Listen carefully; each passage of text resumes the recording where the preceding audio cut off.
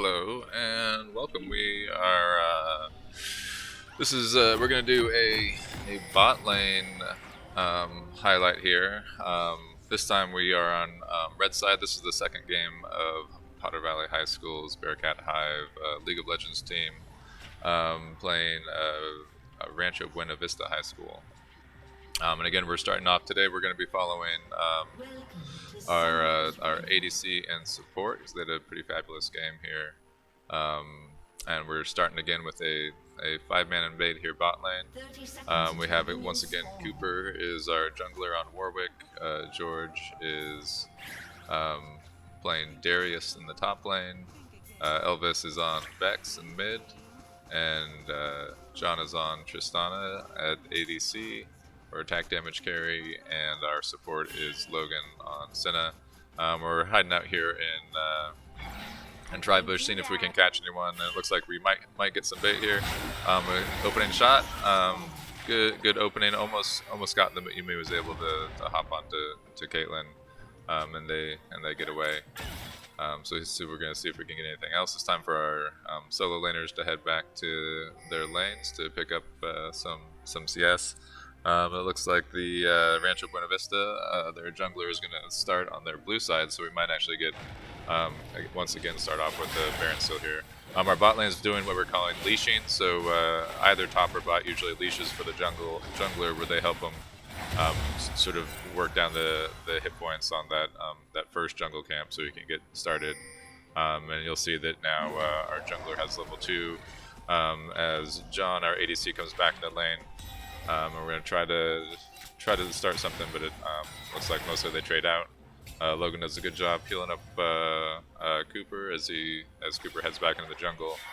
And now it's time to just get last hits. You'll see that John here, as our ADC, is waiting for the minions to be down to low health, where he can just like one-shot the minions and get that gold. And you can see the gold popping up on him as he does it.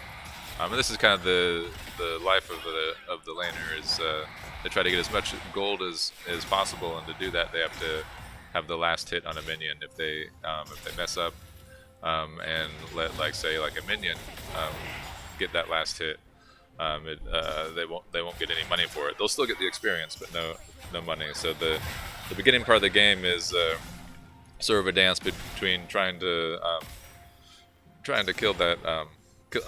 Kill the enemy champions, but also make sure you're getting as much gold as possible from those minions. It's the kind of the surest way to get gold and experience.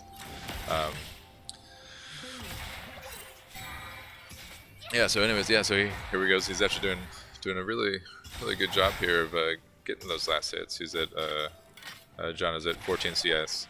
You'll notice that both our bot lane and the enemy have what's called a support with them. So Logan's on Senna here, and the support's job is sort of to provide support. So like vision and healing for their laners. And here they've sort of pushed the wave up to the tower, so they can't really push farther out without risking it. So you see John went up there and warded in the river. So we can he'll have a little vision. So you'll notice, for example, this is what we can actually see right now. This is what red side can see, and this is the vision that blue side has. Then just for the sake of some interest, we'll go here. Looks like Cooper got first blood up there on a gank in top lane, and we just sort of can continue the sort of saga. Looks like Evelyn's approaching for a gank. Let's see if we can see him. We can't see her yet. Here she comes on the vision, laying that down. John hops away, and you'll notice that Logan, our support, sacrifices himself to make sure that John gets away. And then John comes back in, picks up a counter kill, so their jungler goes down, gets but unfortunately their bot side got the kill. So she gets gold from that kill, but John got a counter kill on that, so Logan did a good job as being a distraction. so that John could get his damage down and comes up. So John is getting more gold. It still has a slight CS lead here with 30 CS to Caitlyn's 24, and one kill and one kill. So they each have about the same amount of gold, but John of course has a little bit more. And it looks like Caitlyn and Yumi, the enemy bot lane, is a little bit afraid to come forward here. But again, so and what John's doing here is he's what they call freezing the lane. So he's making sure to only not damage the minions at all, except for on that last hit. And what that does is it keeps the minion wave at our tower as long as possible. Unfortunately, we have a kind of a large enough wave that we are going to eventually start pushing back out to the lane. But the longer we can keep it at our tower, the safer it is for our laners, and it also sets up the potential for a gank from our jungler or for like Elvis to run down from mid. But again, it's really just kind of a very mechanical process of it, and you'll see already John here has now expanded his lead to a 43-27 CS lead. So and again, he's also a level up because both John and Logan have done a good job of sort of zoning Caitlyn off the kills, where she's a little bit timid coming forward, especially after that counter kill from John. You'll notice Senna, at just the champion that Logan's playing, has an interesting mechanic. You'll see those sort of souls popping up as minions die occasionally, and what that does is provides additional damage and range for Senna as the game goes on. So Senna sort of scaling into the late game can become very, very powerful. Looks like there is some action happening up there in the river. Cooper's killed their jungler in the river again, so things are going well for the rest of the team. We are now up 5 to 2. So we are again on the red side. So our health bars are red as the score up on the upper part of the screen. A lot of pings coming out from the enemy team. So their Yasuo is letting their laners know with that question mark ping that that their lane's missing. Logan's getting pretty low here, so Logan's it's a little rough for him to be able to help. John's going in with the Tristan can be a pretty aggressive champion. Again, Logan did a good job there of staying back. His health was low, and John went in, but his character Senna can heal from a distance, so he did a good job of kind of keeping his distance, so he wasn't in danger of being killed, but could also heal up John when John decided to go in there and do a little trade. So all in all, it works out in our favor. And again, looks like Evelyn's here for another gank. This could be some bad timing. So John gets the kill, a reset on his W. Now he's turned on Evelyn. I might be able to burst him down. Yes, he does with the jump. He gets a reset on his leap. Logan gets a nice snare there on that Yumi. And again, we're going to push right into their tower and maybe take a plate. But that's a really good play there, where we got two kills and a plate on the tower, and it looks like they're just going to blow their way in here for another plate, or maybe push that Yumi off the tower. Now, whoops, we stayed a little bit too long, took some tower shots, so it looks like we're probably going to have to back here. Evelyn again is coming. It looks like coming back down lane. And again, if we switch over to our vision, again, we can't see Evelyn or when they're coming. That was Logan's ultimate there, firing that off. Got a little vision for us. We'll switch back. Look, Evelyn's circling around. Looks like they might try to make another play on him. Again, they're looks like John using the heal. Logan again stepping off to take the brunt of the damage. John returning fire, but is unable to get a counter kill this time.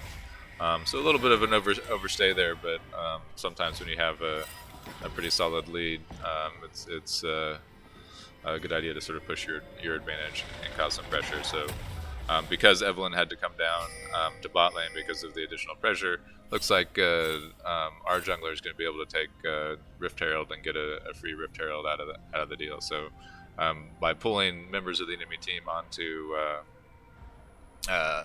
onto our side of the map, it allows other objectives and situations to open up on the rest of the field. So it can actually be an advantage to have the enemy team come down.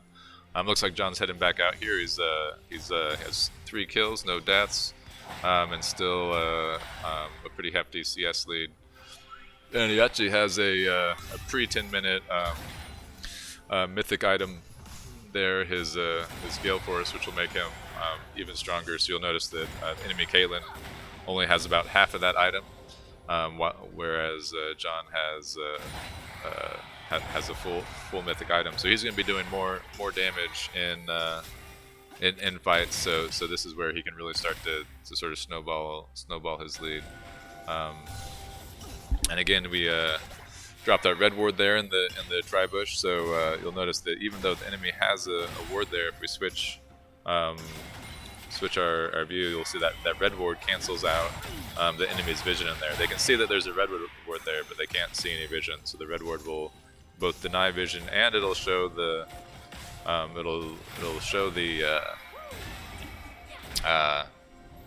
any stealth wards that are in range of that what they call a control ward. So it reveals hidden items, so we can actually destroy those.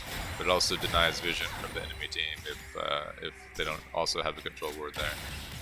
So again, we're pushing into them, further advancing our CS lead, and actually being able, because of our item advantage, we were able to really kind of bully this opposing lane now. Looks like there is some action happening mid.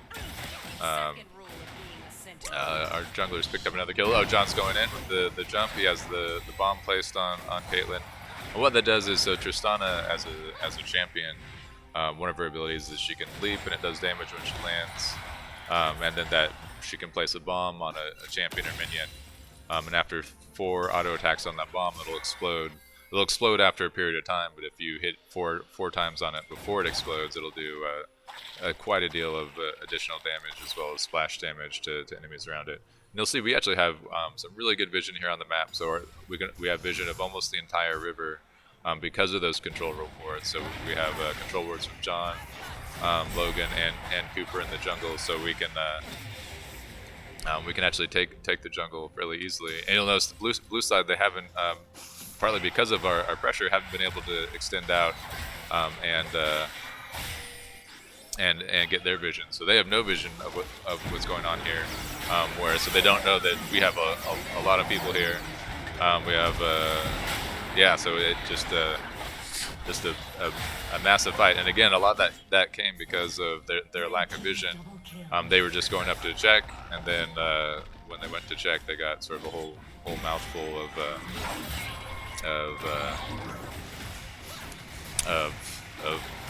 bullets and attack, and not much fun. So here we go. So just a really commanding start. Of course, we are leading 15 kills to 6. John is now at 5-0 with 90 CS to 72 CS, and you'll notice up at the top, up here, it shows the gold each team has total. So right now we have a almost 7,000 gold lead on the enemy team, and again, gold is what buys those items. And so, like, the more gold you have, the more items you have, the more power your has. And it looks like Cooper's dropped the Rift Herald here, which does a ton of damage to the tower. You'll see that tower that John can also, with Tristana, place bombs on the tower. So here we go. Looks like that's the first tower, and we're just going to walk that, try to protect that Rift Herald as we head down into their tier 2 bot lane tower. John gets, see the bomb explosion there, really chunks out Yasuo, but they're able to kill that Rift Herald before it gets to the tower. So it looks like we're going to back here and spend more of that gold. Oh no, we're going to head into the jungle. Looks like we have a fight in here. So John on Tristana is coming in, jumps in, might get that kill, does he? With that explosion, almost got it, but the shield from Yumi saved it. Cooper's going to try to run that guy down with Warwick. Misses the ult, is able to grab him afterward with the fear, but is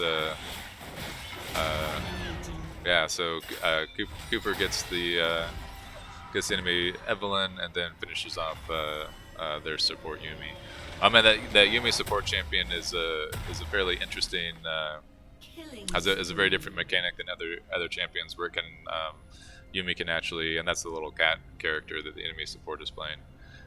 But it has one of its abilities is it can attach to another champion, and while attached to the champion, it has some beneficial effects for the champion, but then also is untargetable from other abilities. So it's a fairly safe support pick, and you can really hand out a lot of crowd control with some slows, and actually give some shields to your to the person you're attached to. But then the downside is generally when the person dies that you're attached to, usually the Yumi dies shortly thereafter, because she doesn't have a lot of stats or abilities that are helpful when she's on her own. So she's very dependent on being near someone and attached to one. So here John's going to go and clear some of their vision. Looks like they got that ward on our red. And here he places another red ward here to pick up that ward. So again, sort of denying them vision while extending our vision into the enemy jungle. And now because John's so ahead, so he has two items for one, he can really feel pretty safe in that, and he gets the reset on his jump when he is able to catch that enemy Caitlyn. But because he's so ahead, gold wise and item wise, he can now sort of be off on his own. So a lot of times ADCs are fairly vulnerable early, but like their trade-off is they do a lot of what they call DPS, or damage per second. So they have a lot of, because of their auto attacks, they have a lot of damage, but especially early, they don't have enough damage to kill people generally before they are killed themselves. But because he's so ahead, Logan's done a pretty smart thing here and headed off mid. It looks like they're coming out. So that's Yumi's ultimate that slows her. Yasuo is trying to chase him down, but because of his jumps and his abilities, John's able to get away and is now going to join the rest of the team mid, it looks like. Or maybe, actually, again, he gets a ward in that bush. He's going to take the enemy's red buff here, which again adds to how much damage you do. Yeah, so nice. And it looks like we're pushing into the enemy's base there on the top side of the map. So again, like as that pressure comes in top, John again is able to really shove out this bot lane. This is actually what's called split pushing. So while the rest of the team is distracting the enemy in the middle lane and top lane, John is by himself. And he's able to do that because of his lead. So normally an ADC is really vulnerable when alone, but when you have enough items and damage, you can kill pretty much anyone who comes to you. So here he goes, he's pushing into their tower. Looks like Yasuo and Gwen are coming down to stop him, so he's going to back off here. As Yasuo, actually with a 2-level lead on him just because of the solo experience from that lane, is still a little bit scary. Looks like so John's going to back up here. He's going to be able to take this dragon while the team distracts mid. Meanwhile, the minions in top lane are actually just pushing in on their own, because the enemy team is distracted, is having to fend off our push in the middle lane. Alright, yeah, so John's killed the dragon. He's going to back spend some gold and come out even stronger. Try to wrap up this game. But yeah, so he finishes off his boots. He's got Berserker Greaves, Phantom Dancer, and it looks like he's got like the first 2 pieces of Infinity Edge, which is a pretty strong item for Tristana. She's able to do a ton of damage and is really kind of a great late game character. So again, John's just going to head back bot side, pick up waves, shove in those towers while the rest of the team dances around mid. They're doing what's called sieging, but looks like we got a little bit caught, a little cocky there in mid lane, and but we are able to get some kills. But we're giving some free kills here. But since the whole enemy team has decided to chase into the jungle there, looks like John here is probably going to be able to get at least this tower. George is shoving in mid lane while John finishes up this this tower here. The enemy ADC again is going to have to protect those Nexus turrets, so is unable to respond to the push here. And again, we're going to take another inhibitor here. It looks like we might be finishing up the game. Yeah. Evelyn's trying to get a kill on Zombie is able to knock her away. And again, at this point we have so many minions, and the rest of our team's coming down mid. Again, we sort of wisely back off here, wait for the rest of the team to show up, and then we'll probably push our way back in the game on this final one here. All right, so here we go. We got the rest of the team is here. Warwick's coming in a little behind, and so again, this is just we just shove those waves in. Again, we've taken all their inhibitors. So we have super minions coming. And again, there's not a whole lot the enemy team can do. We have about 15,000 gold advantage. So we just have more items, more levels, more damage. So it's and again, and now with the added super minions there because the inhibitor's down. Here we go for the win. Here down goes the Nexus. John's just focusing the Nexus because again that's how you win. And yeah, that's it. It's pretty clean game for our bot lane. Really kind of showcased again just funneling that money into the ADCs. So Logan did a great job of keeping the enemy off John so that he could. Looks like ended up with the most CS or most minion kills in the game with 148 CS, 7 kills, 0 deaths, and 2 assists. So a really kind of outstanding game for the bot lane and for the team as a whole. That's it. Thanks for tuning in.